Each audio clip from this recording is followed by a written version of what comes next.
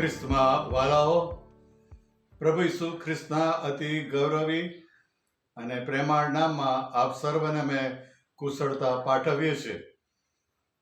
યુટ્યુબના આ માધ્યમ દ્વારા તમારી સાથે વાર્તાલાપ કરવાનો, સંગત પ્રાપ્ત કરવાનો આ મોકો મળ્યો છે, ત્યારે ઈશ્વર પિતાનો પણ પુષ્કળ આભાર વ્યક્ત કરીએ છીએ.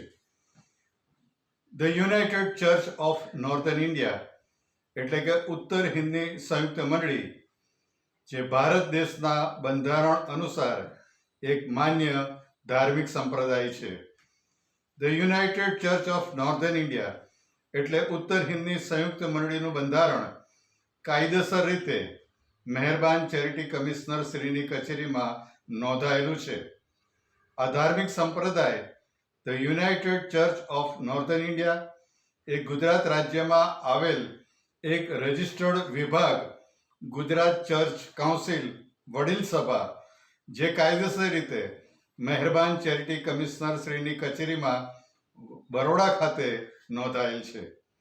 જે રજિસ્ટર્ડ વિભાગ ગુજરાત ચર્ચ કાઉન્સિલ વડીલ સભાના મોડરેટર વડા ધર્મગુરુ તરીકે હું રેવરન્ડ ડોક્ટર ડેન્સન ક્રિશ્ચન આપ સર્વનો આવકાર કરું છું અને આજની સંગતમાં ભાવભીનું આમંત્રણ આપું છું. પ્રાર્થના કરીએ. હે અમારા સર્વશક્તિમાન ઈશ્વર પિતા, આજે આ સમયે પ્રભુ તમારી આધીનતામાં આવવાની આ તક સર્વને પૂરી પાડી છે, તેના માટે તમારો આભાર માનીએ છીએ અને તમારી સ્તુતિ કરીએ છીએ. પ્રભુ, આજના દિવસની આ સંગતની અંદર આગળ વધતા અમે અમારા જીવનોને તમારી સમક્ષમાં લાવીએ છીએ.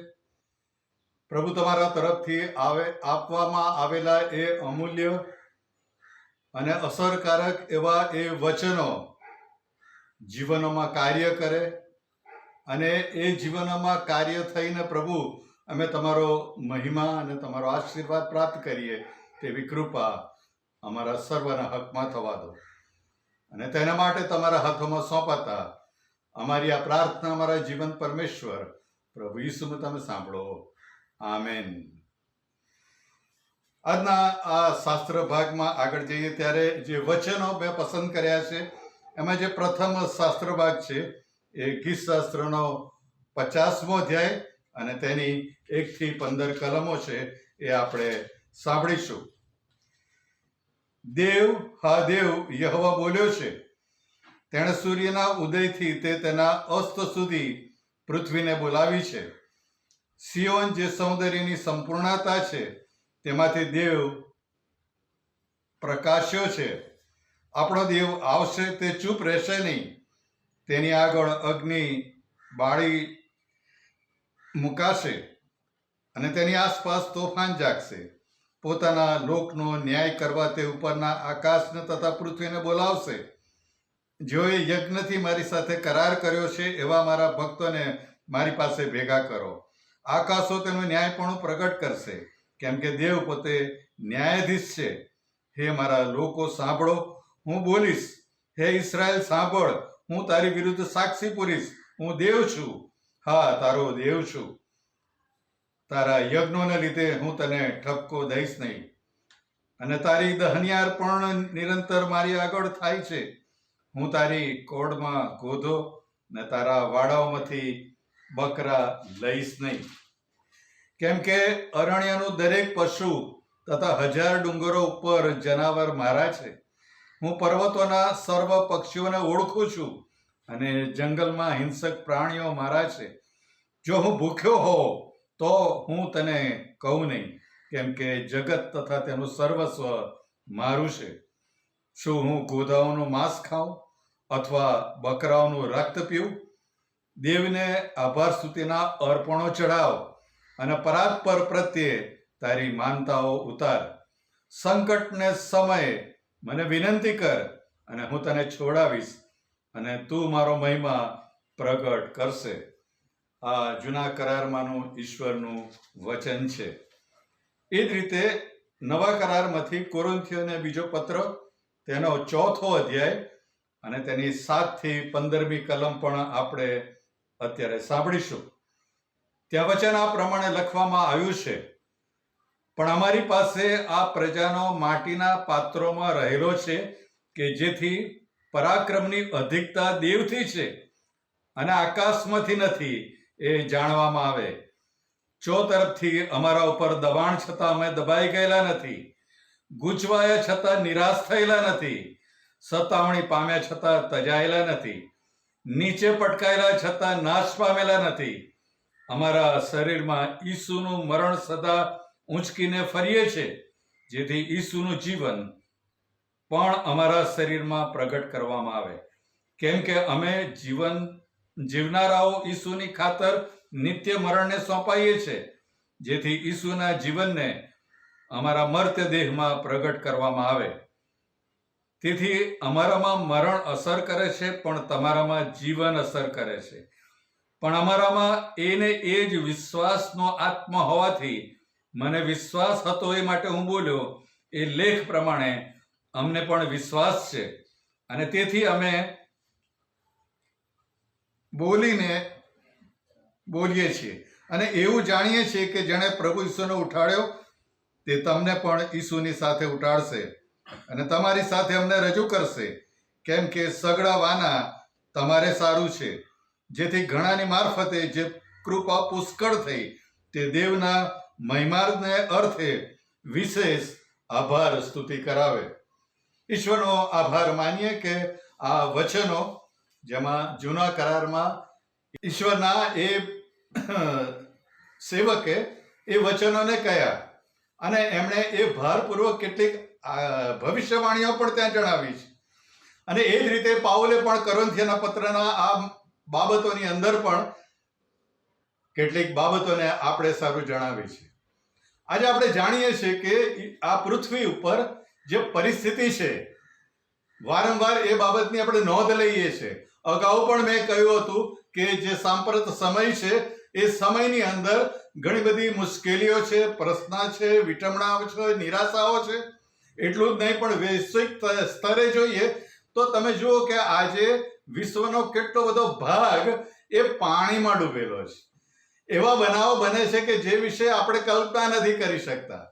અને એ બધી બાબતોનો વિચાર કરીએ છીએ ત્યારે ઈશ્વરના બીજા આગમન વિશેની એ અગમવાણીઓ જે પ્રબોધકો દ્વારા કહેવામાં આવી હતી, જે પ્રભુ ઈસુ ખ્રિસ્ત બોલ્યા, જે પછીના સેવકો મારફત પણ સમદર્શન દ્વારા બતાવવામાં આવી હતી, એ બધી આજે સત્ય બનતી જાય છે.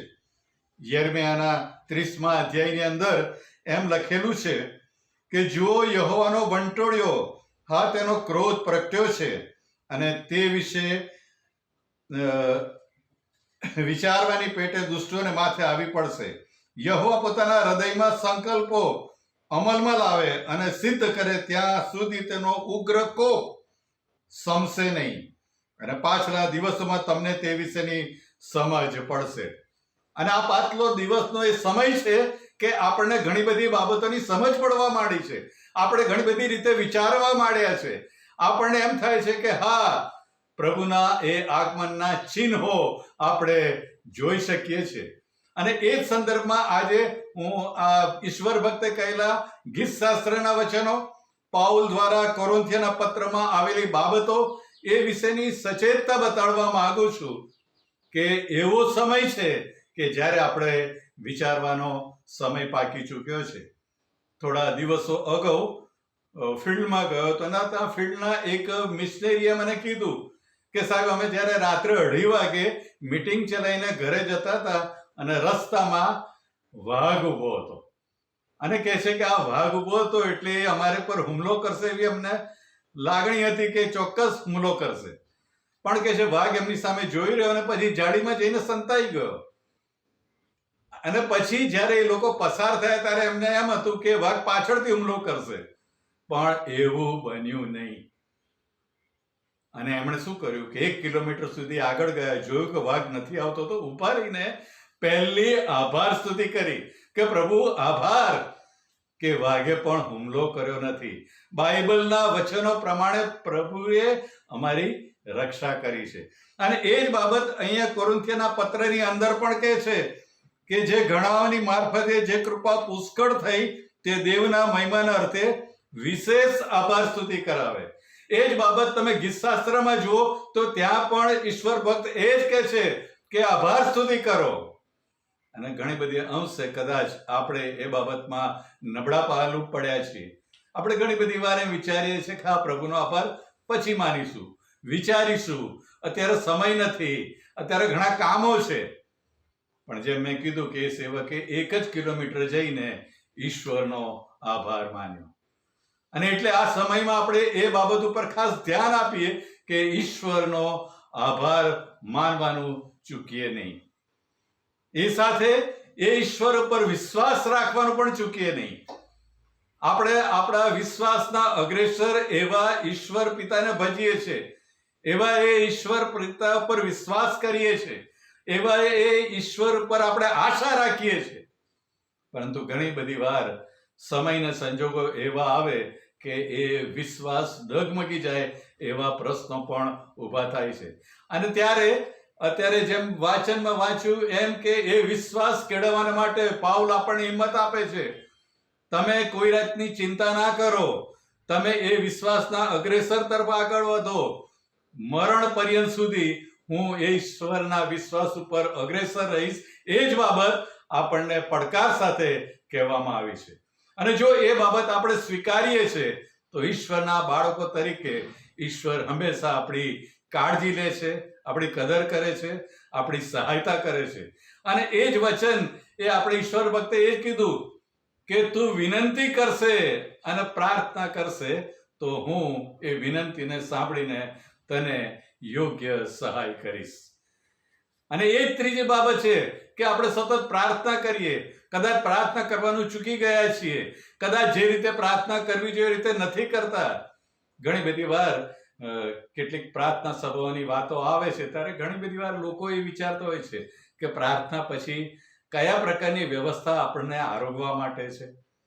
એ બાબત એ બતાડે છે કે તમારું એ ધ્યાન એ પ્રાર્થના પ્રત્યે નથી. અને પ્રાર્થના, જો દાનિયેલ દિવસમાં 3 વાર પોતાની બારી ઉઘાડીને પ્રાર્થના કરતો હોય અને ઈશ્વર એને સિંહોના બીડમાંથી પણ બચાવી શકતો હોય તો એ જ જીવંત ઈશ્વર આજે આપણી સાથે છે. પણ શું આપણે એ ઈશ્વર પરનો વિશ્વાસ કેળવીએ છીએ કે કેમ? અને એટલે ખ્રિસ્તી જીવનની અંદર એ 3 બાબતો બહુ જ મહત્વની છે. આભાર સ્તુતિ કરવી, ઈશ્વરની વાત માનવી, આપણે જે વિશ્વાસ સહિત માનવાની વાત છે એનો સંદર્ભ છે ત્યાં કે વિશ્વાસ સહિત તમે એ ઈસુ પર આધાર રાખો. અને ત્રીજી બાબત છે કે તમે નિરંતર પ્રાર્થના કરો. જેમ વચનમાં કહેવામાં આવ્યું છે કે તમે કોલોસી 4 અને 2 માં પ્રાર્થનામાં ખનથી મંડ્યા રહો. જો આપણે સતત પ્રાર્થનામાં ખનથી મંડ્યા રહીશું તો શૈતાનના બળતા ભાલાઓને પણ હોલવી શકવાના માટે આપણો ઈશ્વર સમર્થ છે. અને એ શક્તિને સામર્થ્ય ઈશ્વર એના દરેક પાડનાર વ્યક્તિઓને આપે છે, એને એ ઈશ્વરને માનનાર વ્યક્તિઓને આપે છે. જગતમાં સંકટ છે પણ એ જગતને મેં જીત્યું છે એ કહેનાર એ આપણો જીવતો પ્રભુ ઈસુ ખ્રિસ્ત છે. અને એ ઈશ્વર આપણી સતત સહાયતા કરે છે.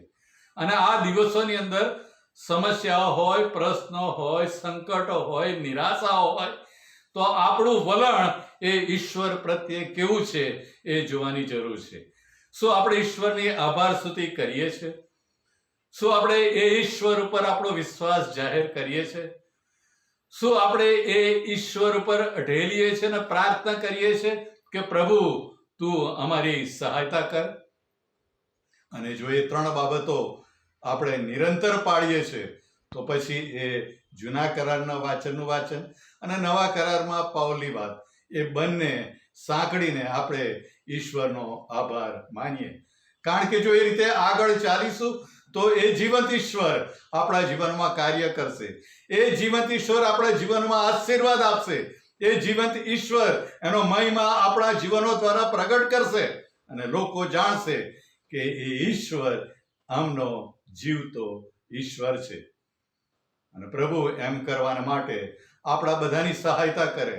આજે આપણે એ વિષયને વિચાર કરીએ, આપણા જીવનોને ઢંઢોળીએ, આપણા જીવનોને એ ઈશ્વરને સમર્પિત કરીએ કે જેથી કરીને ઈશ્વર આપણા જીવનોમાં આ બાબતોને પરિપૂર્ણ કરે, આપણા જીવનો એ ઈશ્વરના માટે મહિમાવંતા થાય અને એ ઈશ્વર આપણને તેના આશીષોથી અને તેની કૃપાથી ભરપૂર કરે. પ્રભુ એવી કૃપા આ પણ સર્વ ઉપર આજે થવા દો. આમેન. પ્રાર્થના કરીએ. હે અમારા જીવંત અને સર્વશક્તિમાન ઈશ્વર પિતા, ફરીને એકવાર અમે અમારા જીવનોને તમારા હસ્તક લાવીએ છીએ. તમે એ ઈશ્વર છો કે અમારા જીવનો તમારામાં નવ પલ્લવિત થાય, ખ્રિસ્તમાં નવી ઉત્પત્તિ તરીકે સ્થાપિત થાય અને પ્રભુ અમે તમારો મહિમા જોઈ શકીએ. એના માટે તમે અમારી સહાયતા કરો. અમારા જીવનોનું જીવતું પવિત્ર અને તમને પસંદ પડે એવું અર્પણ કરીએ કે અર્પણ મારફતે પ્રભુ લોકો તમારો પ્રકાશ જોઈ શકે, લોકોના જીવનમાં તમારું કાર્ય થઈ શકે અને એ અમારો ઈશ્વર, એ જીવંત ઈશ્વર છે, એની ખાતરી સર્વ પામી શકીએ. પ્રભુ આજે તમે એ સર્વ અમારા પ્રત્યેકના જીવનમાં થવા દો અને તેના માટે પ્રભુ અમે સર્વ તમારા હાથોમાં સોંપાતા અમારી આ પ્રાર્થના અમારા જીવંત અને તારણહાર પ્રભુ ઈસુ એના નામમાં પ્રાર્થીએ છીએ. આમેન. ઓ આકાશમાંના અમારા બાપ, તમારું નામ પવિત્ર મનાવ, તમારું રાજ્ય આવ, જેમ આકાશમાં તેમ પૃથ્વી પર તમારી ઈચ્છા પૂરી થાવ. દિવસની અમારી રોટલી આજ અમને આપો અને જેમ અમે અમારા ઋણીઓને માફ કર્યા છે તેમ તમે અમારા ઋણો અમને માફ કરો. અમને પરીક્ષણમાં ન લાવો પણ ભૂંડાઈથી અમારો છૂટકો કરો, કેમ કે રાજ્ય તથા પરાક્રમ તથા મહિમા સર્વકાળ સુધી તમારા છે. આમેન. અને હવે આપણા તારનાર પ્રભુ ઈસુ ખ્રિસ્તની કૃપા, ઈશ્વર પિતાનો પ્રેમ અને પ્રભુ પવિત્ર આત્માની દિવ્ય અને મધુરી સંગત આ પણ સર્વની સાથે હમણાંથી સદા સર્વકાળ સુધી હોજો. આમેન.